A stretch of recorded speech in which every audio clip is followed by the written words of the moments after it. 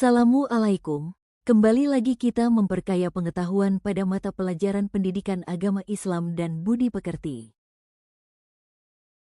Hari ini kita akan belajar berkaitan tentang pernikahan dalam Islam yang tergambar pada arsitektur pernikahan dalam Islam. Pertama yang akan kita bahas adalah makna pernikahan. Secara bahasa nikah berarti menggabungkan dan berkumpul. Menurut syariat Islam, nikah adalah akad yang menghalalkan hubungan laki-laki dan perempuan, serta melahirkan hak dan kewajiban.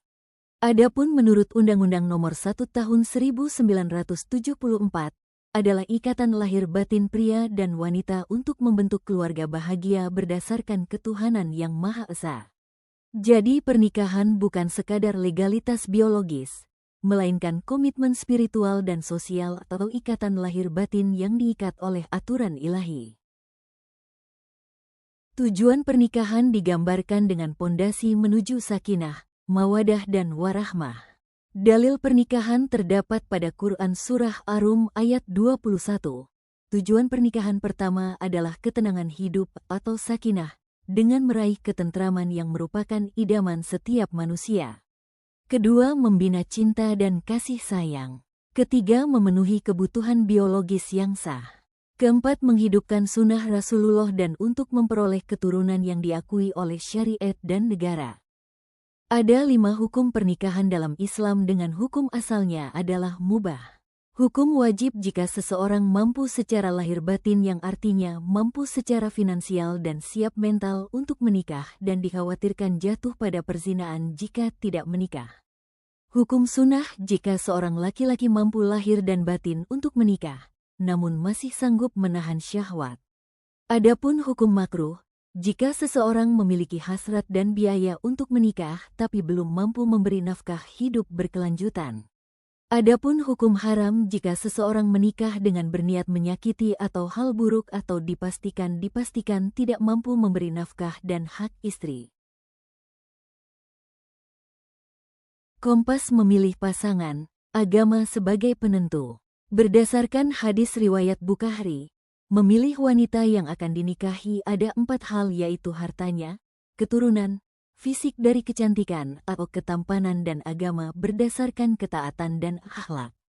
Maka pilihlah karena agamanya. Mengapa agama? Memiliki pasangan yang taat akan menjaga kehormatan saat suami tidak ada.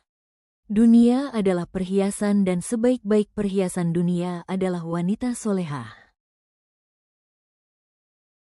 Rukun dan syarat. Rukun nikah merupakan pilar utama, yakni komponen inti yang wajib ada saat pelaksanaan akad, terdiri dari 5 rukun. Tanpa salah satunya, bangunan pernikahan runtuh atau tidak sah. Adapun syarat merupakan kriteria yang harus dipenuhi oleh masing-masing rukun, kualitas yang memastikan pilar tersebut kokoh. Syarat calon suami diantaranya: pertama, laki-laki tulen dan diketahui identitasnya. Kedua, bukan mahram. Ketiga, atas kehendak sendiri bukan paksaan. Dan keempat, tidak sedang dalam keadaan ihram haji atau umrah. Syarat calon istri diantaranya: pertama, perempuan tulen dan identitas diketahui. Kedua, bukan mahram. Ketiga, tidak dalam masa iddah. Dan keempat, tidak sedang ihram. Langsung ke syarat sikhat atau ijab kabul. Syarat ijab kabul pertama bersambung tanpa jeda waktu lama. Kedua, permanen, artinya tidak ada batas waktu tertentu. Ketiga, jelas, artinya menggunakan lafaz nikah.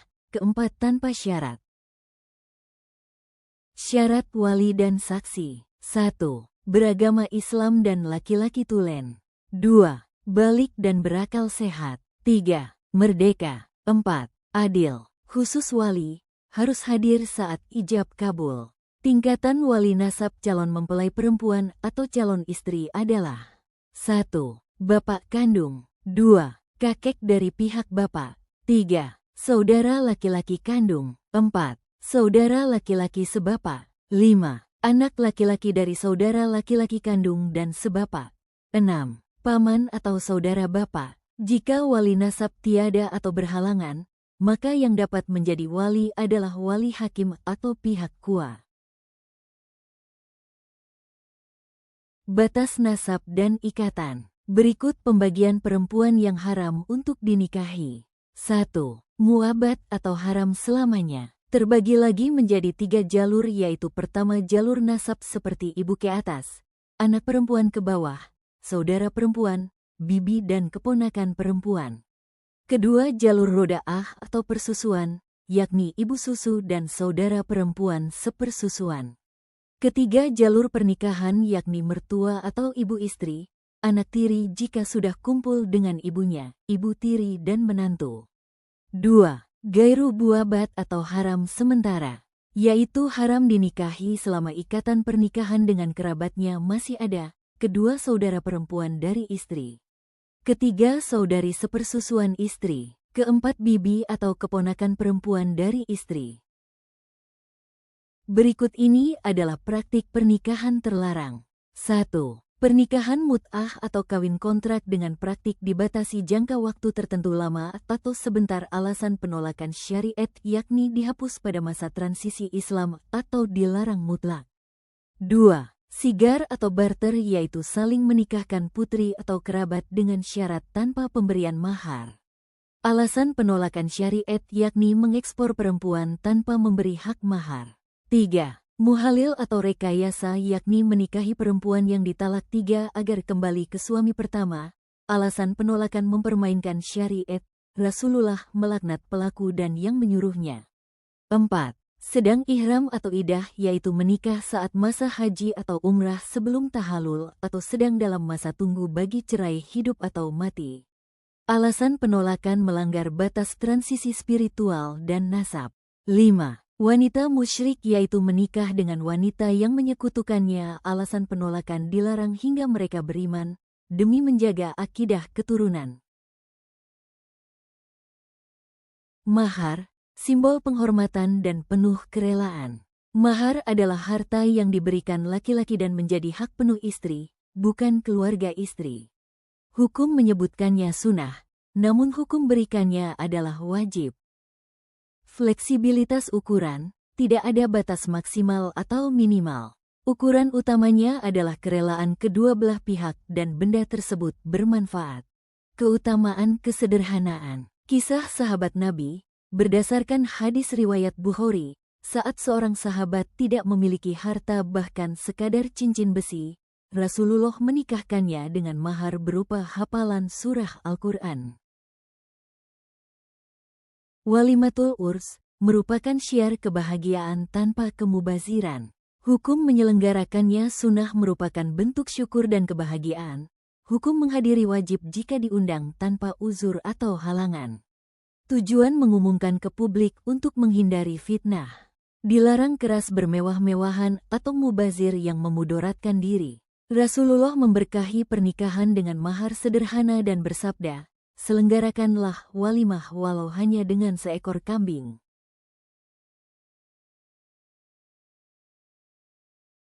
Hak dan kewajiban rumah tangga. Kewajiban suami sebagai pemimpin dan pelindung. 1. Memberi tempat tinggal yang layak. 2. Memberi nafkah sesuai kemampuan lahir batin. 3. Bergaul secara ma'ruf dengan kasih sayang dan saling menghargai. 4. Membantu tugas sehari-hari dan mendidik anak-anak. Kewajiban istri. 1. Taat kepada suami dalam hal syariat ajaran agama Islam. 2. Memelihara kehormatan diri dan menjaga harta suami. 3. Mengelola rumah tangga dengan baik. 4. Fokus merawat dan memelihara pendidikan agama bagi anak-anak. Perjalanan pernikahan yang sah dimulai dari niat persiapan, bertujuan mencari sakinah, memastikan kemampuan tanpa niat menyakiti. 2. Kualifikasi pasangan, memilih berdasarkan agama, memastikan bukan mahram muabat dan gairu muabat. 3. Verifikasi syarat pranikah dengan mempersiapkan wali nasab, hakim yang sah, 2 orang saksi dan mahar. 4. Eksekusi akad, mengucap ijab dan kabul bersambung tanpa syarat tanpa batas waktu. 5. Pasca akad, walimah disiarkan, hak dan kewajiban ditegakkan seumur hidup. Kesimpulan, pernikahan bukan hanya perayaan untuk bersenang-senang semata. melainkan perjanjian sakral yang menuntut tanggung jawab penuh di hadapan Allah dan diakui oleh negara. Jadi syariat sebagai kompas, agar terwujudnya rumah tangga.